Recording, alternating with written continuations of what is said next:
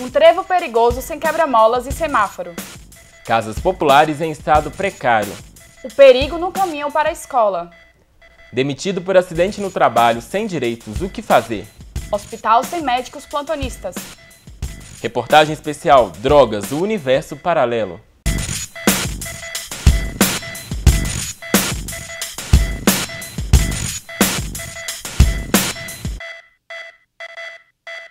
Boa tarde, Viçosa. Boa tarde, Kaique. Boa tarde, Jéssica. Boa tarde, Viçosa. Nós vamos começar com um assunto muito importante. Perigo no transporte escolar público em Viçosa. Estudantes sofrem com a má qualidade dos serviços prestados. Veja na reportagem de Isabela Zampier. O transporte escolar gratuito é garantido por lei para alunos de escolas municipais e estaduais, que moram a mais de 1,5 km do local onde estudam. A legislação também garante que o número de assentos seja igual ao de passageiros. Mas a realidade é essa. Os alunos se apertam dentro do ônibus para chegar até a escola. Muitos vão em pé, se segurando onde podem. Para sentar em um dos bancos, é preciso correr para encontrar lugar. O número de alunos neste ônibus de transporte escolar gratuito está muito acima do que é seguro e o previsto pela lei municipal. Em Viçosa, todas as escolas públicas contam com transporte escolar gratuito.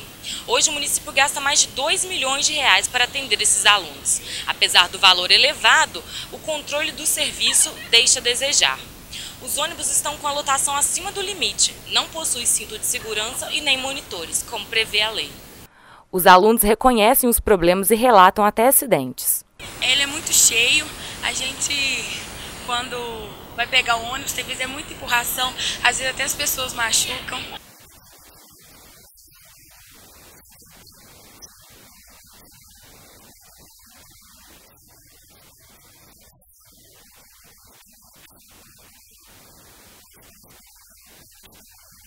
A carteirinha estudantil, que deve ser de uso obrigatório no transporte, não é solicitada pelo motorista.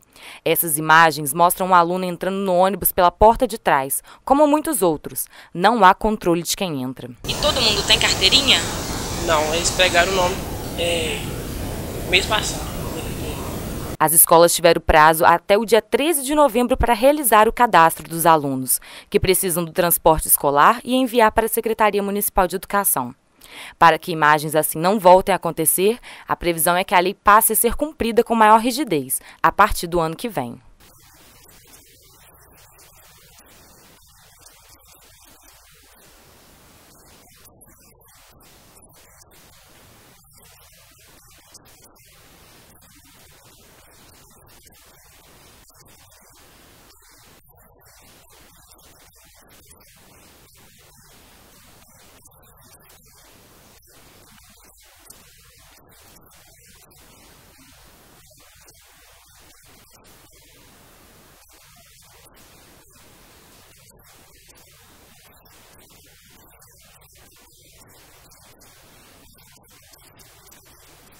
Mais de 1.000 alunos estão cadastrados para usar o transporte escolar público. Porém, a Secretaria Municipal de Educação informou que não tem controle do número de usuários atuais.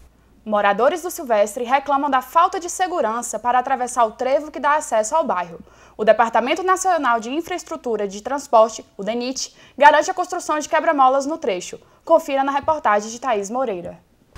Quem precisa atravessar este trevo encontra dificuldades. Além da mão dupla da avenida principal, existem outros cruzamentos de ruas que dão acesso ao interior do bairro. É na Avenida Maria de Paula de Santana, no bairro Silvestre, que moradores sofrem para atravessar a rua todos os dias. Nossa equipe flagrou diversas pessoas que passaram por dificuldades. A alta velocidade dos carros e a ausência da faixa de pedestre, semáforo e quebra-molas na avenida são os fatores que mais dificultam a locomoção dos pedestres. A pista é muito larga, o que aumenta o risco de atropelamento.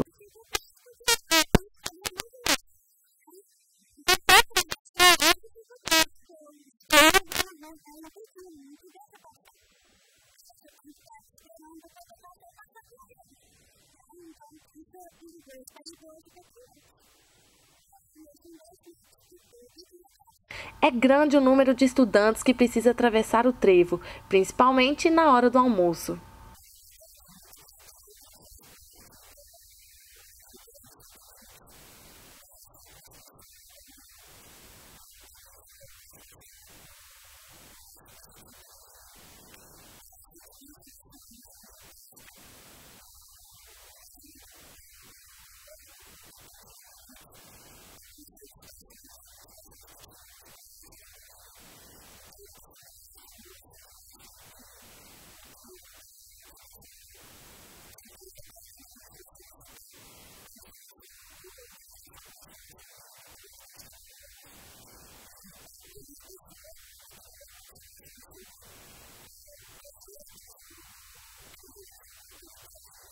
Enquanto as obras não ficam prontas, mães com criança de colo, idosos, estudantes, ciclistas e muitos outros continuam se arriscando para atravessar o trevo.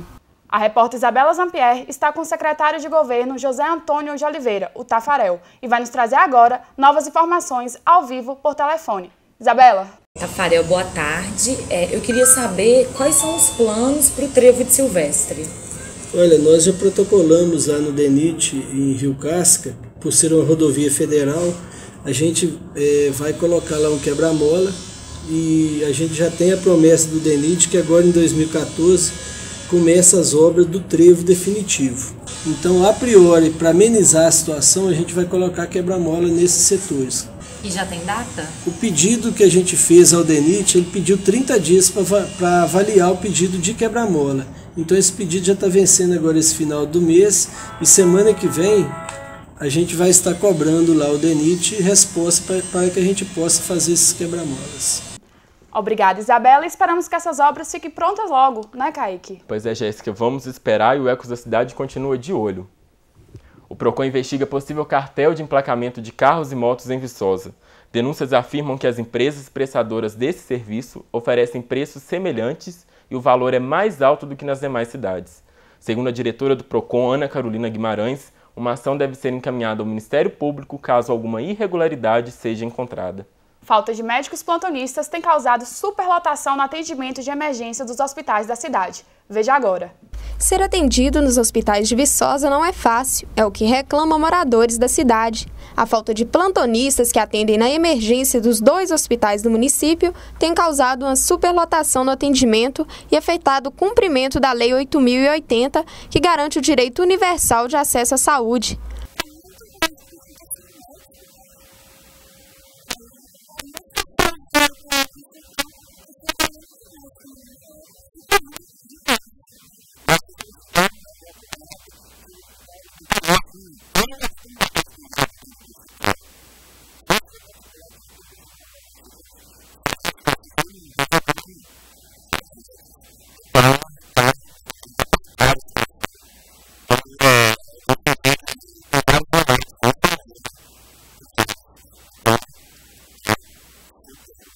Viçosa conta com 2 hospitais, o Hospital São Sebastião e o São João Batista, que recebem diariamente doentes da cidade que fazem parte do consórcio intermunicipal de saúde da microrregião de Viçosa.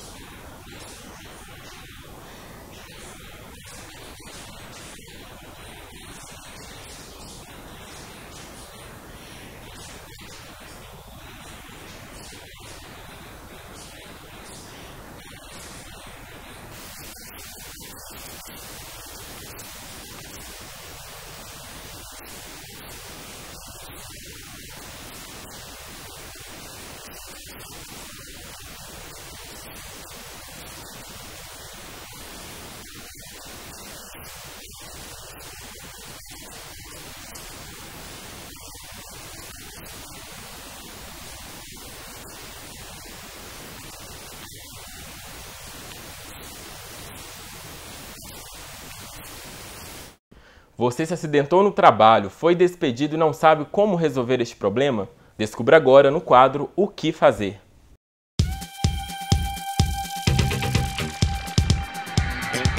O que fazer de hoje, vamos escutar a história do Francisco Nicolau dos Reis.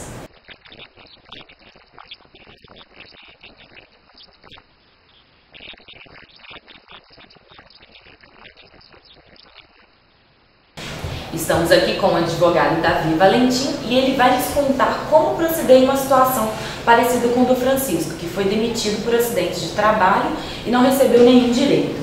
Davi, neste caso, o que o funcionário tem que fazer dentro da legislação? Primeiramente, qual é o primeiro passo?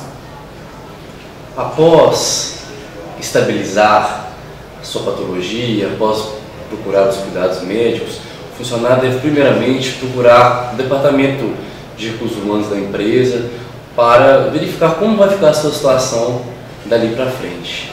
E se a empresa não der nenhum auxílio para ele, qual que é o próximo passo? Isabelle, o empregado ele não pode ser demitido. A CLT assegura aos trabalhadores o direito à estabilidade. Logo, os trabalhadores que se acidentaram, as grávidas, por exemplo, elas não podem ser demitidas, pois é assegurado a essas pessoas a estabilidade. E se o funcionário ele não puder voltar a trabalhar depois do acidente, ele vai poder aposentar? Se ele não puder voltar, o que vai acontecer? Ele deve procurar o INSS e entrar com pedido de auxílio-doença, no momento no qual o INSS avaliará a sua situação através de uma perícia médica e, se comprovado que o funcionário está com uma patologia grave, uma doença grave, o mesmo se aposentará por uma aposentadoria por invalidez. E quais são os casos que a empresa ela não tem que pagar nada depois de um acidente de trabalho? Bom, isso é complicado. Geralmente, a empresa sempre paga. Mas se ficar comprovado numa remota situação onde o funcionário deu causa ao acidente, poderá ser discutida essa situação, sim. Obrigado, doutor Davi, Francisco. Esperamos que suas dúvidas tenham sido sanadas e eu vejo vocês no próximo Que Fazer. Envie sua pergunta para o e-mail que aparece agora na tela. Sua dúvida pode ser tirada pelos nossos profissionais no próximo O Que Fazer. No próximo bloco, a reportagem especial Drogas, o Universo Paralelo. Voltamos já, não saia daí.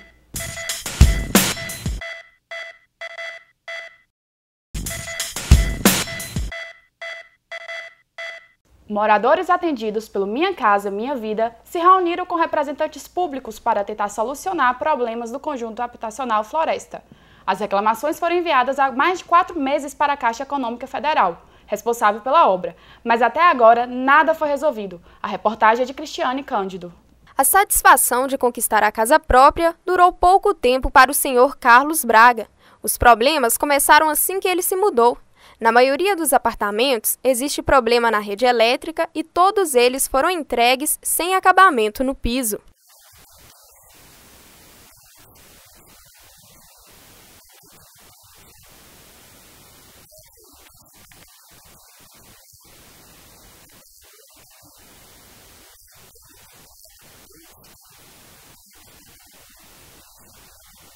O problema na casa de Andréia foi no banheiro. O teto desabou e os responsáveis pela obra vistoriaram o local, mas não deram nenhum retorno.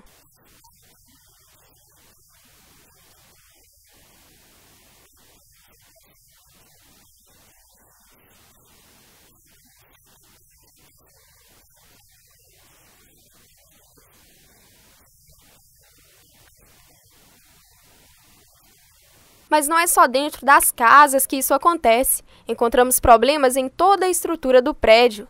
Nessas imagens, podemos ver que o gesso que reveste o prédio é bem fino. As rachaduras estão presentes em todos os cantos, assim como o mofo.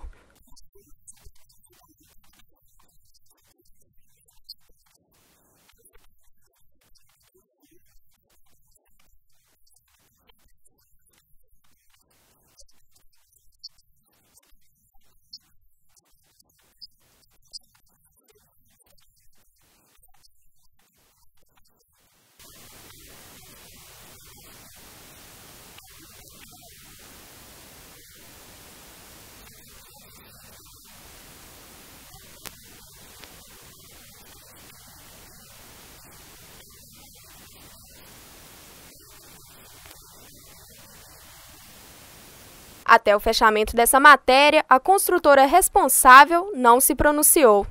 Amparado por um projeto de lei, a partir de agora, veículos abandonados por mais de 3 dias nas vias públicas de Viçosa vão ser recolhidos. O proprietário vai ter 15 dias para removê-lo. Caso nenhuma providência seja tomada, a administração vai recolher o veículo.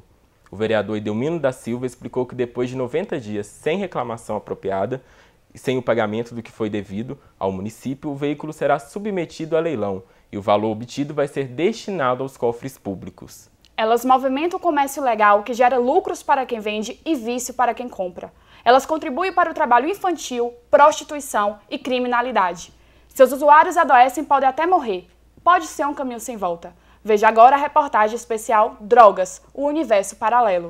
Segundo pesquisa divulgada pelo Mapa de Violência 2013, Viçosa está entre as 300 cidades mais violentas do Brasil. No período entre junho e novembro deste ano, foram registradas 41 ocorrências envolvendo o tráfico de drogas em Viçosa.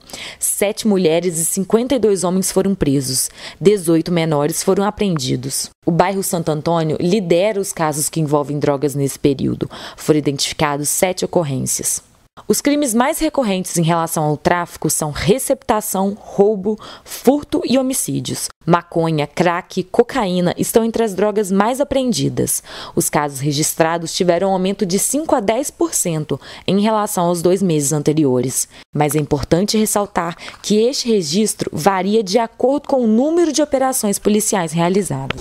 Os traficantes normalmente são pessoas de classe baixa, que vivem na periferia e que fazem o tráfico de drogas. Normalmente, quase 100% não usa droga, só vende. Os usuários de droga de Viçosa, nós temos perfis diversos. Por quê?